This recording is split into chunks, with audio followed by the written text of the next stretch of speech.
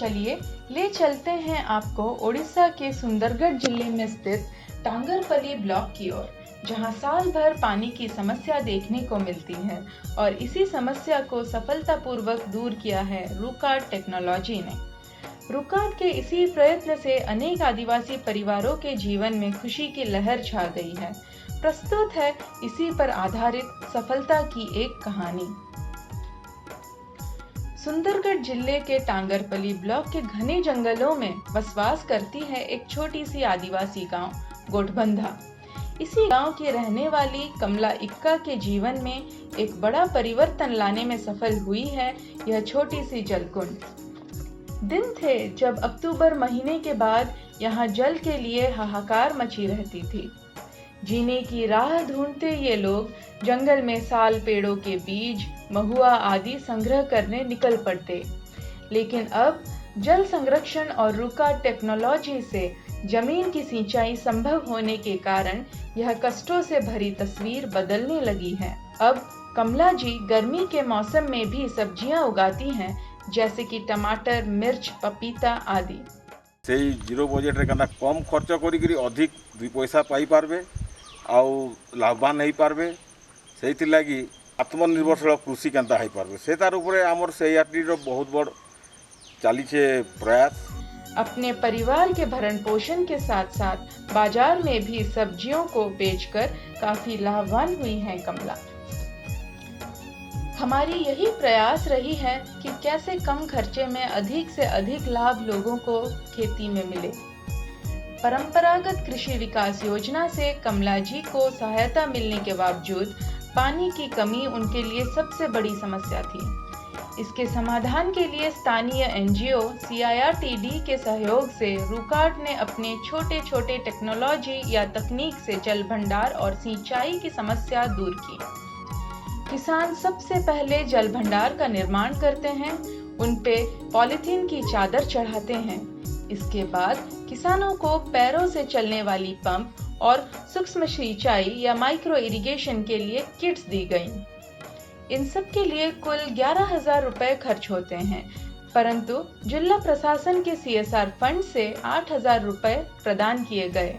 फलस्वरूप इस खोदे हुए जल भंडार में लगभग 6 से 7,000 लीटर जल संरक्षित होती है और पंप को चलाने के लिए किसी भी प्रकार की ईंधन या बिजली की आवश्यकता भी नहीं पड़ती।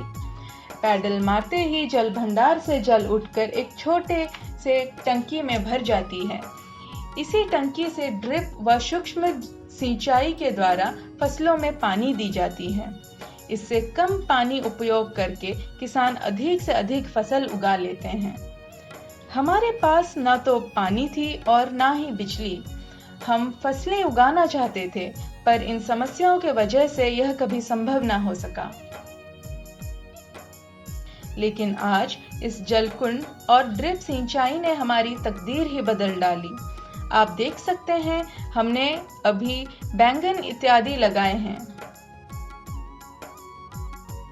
हालांकि इन सब के लिए लघु किसानों को मात्र 3,500 रुपए खर्च करने पड़ते हैं, पर उनके जीवन में आई परिवर्तन को हम शब्दों में बयां नहीं कर सकते।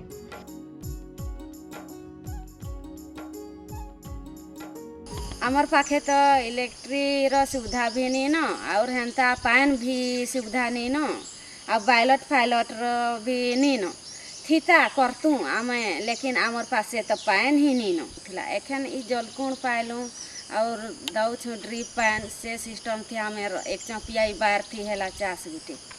एखन मूला भी दै छु और इथी के बैंगन करी छु। इथी आमर तो भल सुविधाटा है पारला।